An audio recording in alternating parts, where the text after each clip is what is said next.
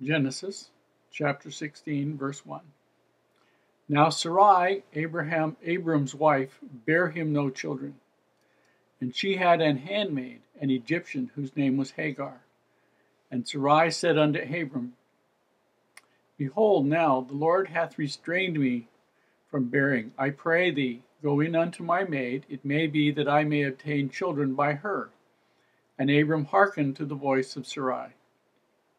And Sarai, Abram's wife, took Hagar, her maid, the Egyptian, after Abram had dwelt 10 years in the land of Canaan, and gave her to her husband to be his wife. And he went in unto Hagar, and she conceived. And when she saw that she had conceived, her mistress was despised in her eyes. And Sarai said unto Abram, My wrong be upon thee. I have given my maid into thy bosom. And when she saw that she had conceived, I was despised in her eyes. The Lord judge between me and thee. But Abram said unto Sarai, Behold, thy maid is in thy hand. Do to her as it pleaseth thee. And when Sarai dealt hardly with her, she fled from her face. And the angel of the Lord found her by a fountain of water in the wilderness, by the fountain in the way to Shur. And he said, Hagar, Sarai's maid, whence comest thou, and whither wilt thou go? And she said, I flee from the face of my mistress Sarai. And the angel of the Lord said unto her, Return to thy mistress, and submit thyself under her hands. And the angel of the Lord said unto her, I will multiply thy seed exceedingly, that it shall not be numbered for multitude. And the angel of the Lord said unto her, Behold, thou art with child, and shalt bear a son, and shalt call his name Ishmael, because the Lord hath heard thy affliction.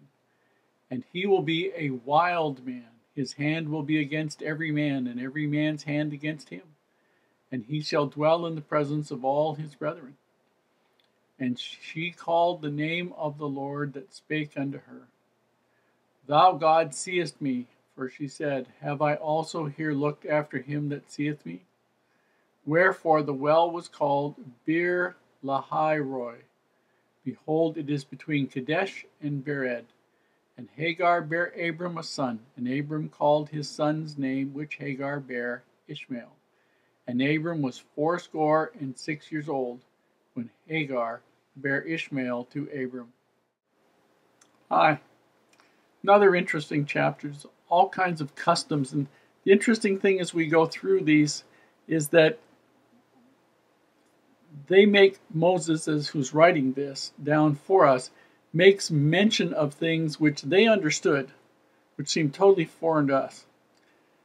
One of which was having slaves and owning other people. Now, Sarai owned Hagar, who was her handmaid, and she got Hagar 10 years after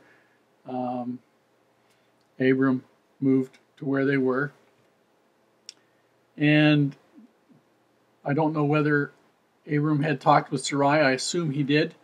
And the Lord promised us children. But this time, Abram's in his 80s. And we'll assume that Sarai's not that far behind. And as far as she's concerned, it's looking like it's pretty much over, if it isn't over already.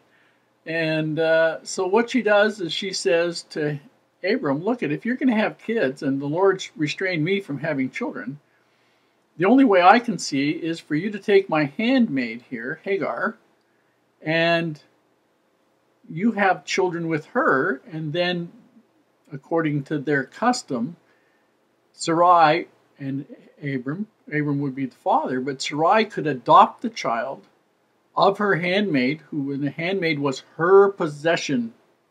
Got to understand that. The handmaid was her owned person.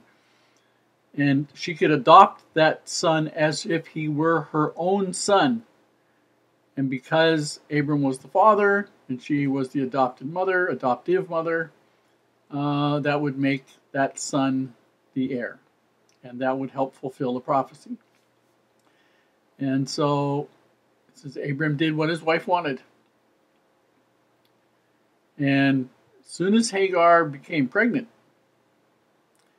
she despised her mistress. Now, obviously, the way this goes is Hagar was at the same time Abram's wife, properly done, and at the same time Sarai's owned slave handmaid that she bought and paid for.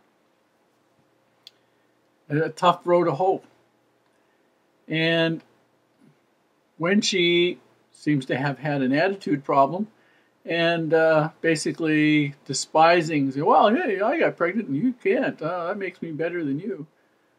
That's the impression that we get. We don't know exactly how it was, but that's the impression we get. Sarai, who is the first wife, head wife, the one who instigated this thing happening, is not pleased. And she goes to Abram and says, you're the one that's in charge here. You're the one that's supposed to see to it that your second wife, Hagar, isn't supposed to treat me like this. And Abram reminds Sarai, she is your handmaid. You gave her to me as wife, but she is your handmaid. You can do whatever you think is right. I don't have to do it. So we read that Sarai dealt hardly with her. Now, in a case where if you spilled water, I don't say this is what happened between Sarai and anybody else, or Moses and anybody else, or Abram and anybody else. But it was not unnatural, unknown, uncommon that if somebody did something wrong, you beat them in those days. And to deal hardly with her, she probably made her life very, very rough. Sarai made Hagar's life very, very rough, to the point where Sarai was so bad that Hagar ran away. And then when Hagar's out of the camp, obviously I wouldn't think too far, depending on how pregnant she wasn't going to get too far. An angel visits her and tells her she's going to have a son. The boy's name is going to be Ishmael, and that she will be blessed for having Ishmael, and that she will have a large posterity. They won't be able to number the multitude of his offspring, of his descendants. But she should go back and submit herself to Sarai, which she does.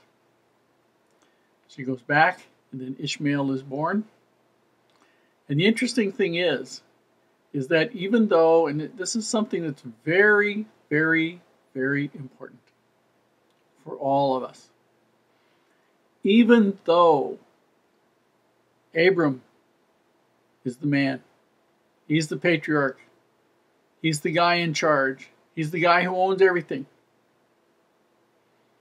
Please notice that Sarai comes to him and says, you're the guy that's got the problem here. She talks to him quite boldly and quite plainly. Wives often do that. It's not a bad thing.